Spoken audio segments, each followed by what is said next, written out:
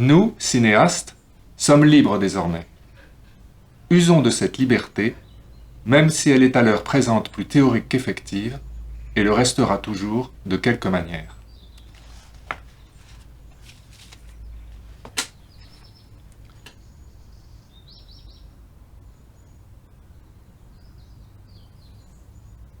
Donc mon père a écrit ces articles au cours de l'année 1955.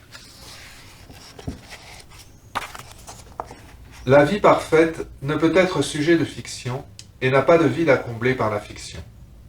C'est du malheur que se nourrit l'art. Et c'est d'un de nos malheurs, l'ennui, qu'il est le remède. Imaginez un homme immobilisé sur une chaise longue. Il n'est pas de matière romanesque, en apparence plus ingrate. Mais approchez-le de sa fenêtre. Permettez-lui de contempler, comme dans la caverne de Platon, sur la façade opposée, les apparences fuyantes et trompeuses d'une vie à laquelle il ne participe plus.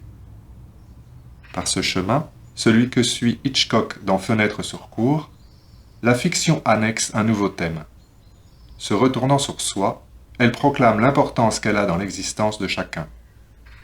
Le héros, devenu spectateur, nous force à prendre vis-à-vis de l'événement un recul salutaire. L'art et la vie resserrent leurs liens et tous deux gagnent à cet éclairage. Cette curiosité, cette soif morbide de la chose vivante, je gage qu'elle serait moins violente si la civilisation moderne ne s'attachait pas autant de constance à nous isoler de nos semblables qu'elle a pu le faire, déjà, de la nature. Que ferons-nous dans un monde nu, si ce n'est le peuplé du fantôme d'une vie imaginaire? L'attrait de la fiction est aussi vieux que le monde, mais encore celle-ci ne régnait-elle pas en tyran, s'accommodait-elle avec le cadre de nos occupations? Fini le cliché romantique de la lecture au coin de l'âtre ou au pied d'un chêne.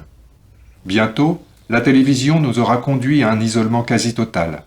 Une chaise, un récepteur, voilà peut-être le seul mobilier de demain. Si quelque lassitude nous mène à la fenêtre, notre œil, moins chanceux que celui du personnage Hitchcock, n'apercevra plus que d'autres contemplateurs, absents comme lui de leur vie. Cet homo spectator, reproduit à des millions d'exemplaires, serait bien piètre modèle pour le scénariste.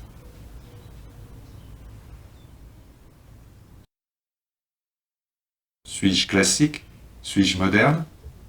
Je crois, c'est bien entendu au nom de l'amateur de cinéma que je parle, qu'il n'est pas impossible de pratiquer à la fois ces deux vertus, et même de les cultiver mieux que ceux qui optent pour l'une au détriment de l'autre.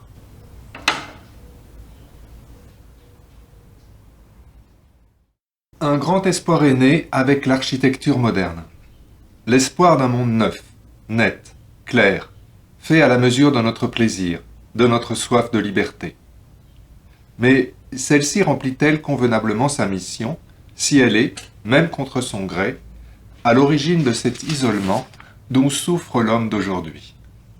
Isolement, d'abord, du monde extérieur.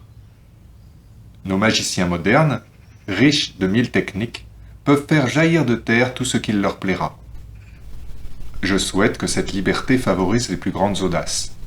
N'oublions pas pourtant que ces structures ou ces motifs que nous délaissons ont été façonnés par un long travail des générations, corroborés par des années d'usage, inspirés par les formes végétales du milieu ambiant. Je n'ai aucun préjugé contre le matériau moderne, ciment, verre et toute la gamme des matières plastiques. Il vaut par ce qu'il permet. Mais reconnaissons qu'il est plus ingrat que la pierre de taille ou le bois des temps anciens. Il n'est pas, comme eux, ami de la nature. Nous vivons là aussi dans un monde plus difficile. La recherche du beau n'exigeait pas autrefois l'effort qu'elle demande aujourd'hui. La simple commodité a fait surgir ces clôtures, ces haies, ces murs, charme de nos campagnes. La même commodité les enlaidit aujourd'hui de barbelés et de rubans électriques. Le visage des créations de la science apparaît à une autre espèce que celle des produits du sol. Il est, d'emblée, monstrueux. À nous de l'adoucir, de l'acclimater, de le façonner à l'image de ce qui l'entoure. Quant à la foi en un perfectionnement sans fin de l'humanité, un coup d'œil sur l'histoire des arts la condamne assez, sans besoin de plus amples preuves.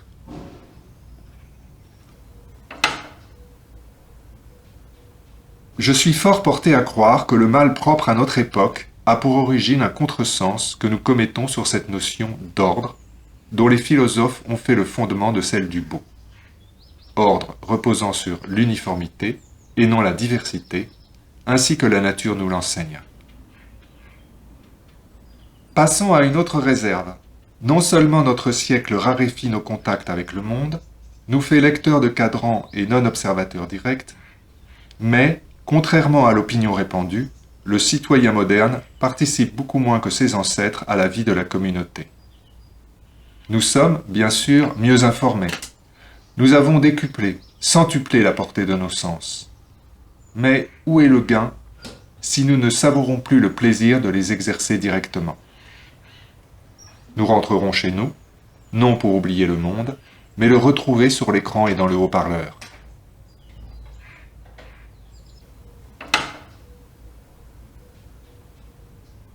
J'ai loué le cinéma de son air de santé. Cette santé fait déjà l'objet de 1000 menaces. Sa vieillesse est, peut-être, plus proche que nous ne soupçonnons. C'est de la vie même, de la nature brute qu'il a fait sa pâture, et pour cela se trouve être, beaucoup plus que les autres arts, le reflet de sa propre époque.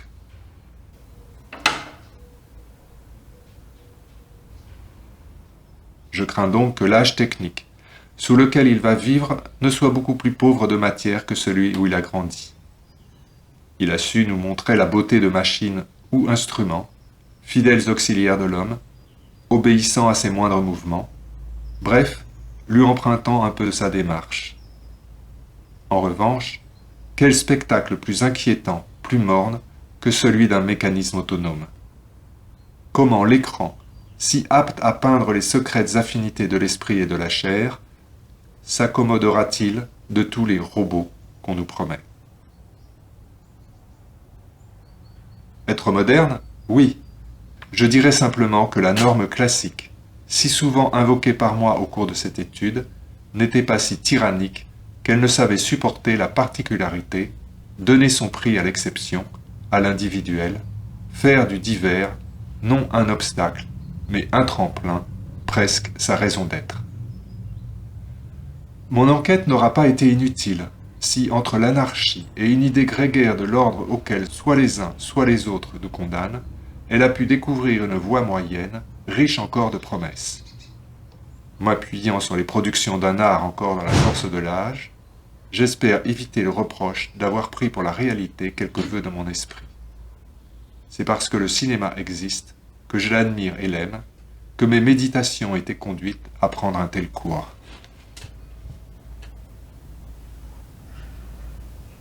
Veuillez à bien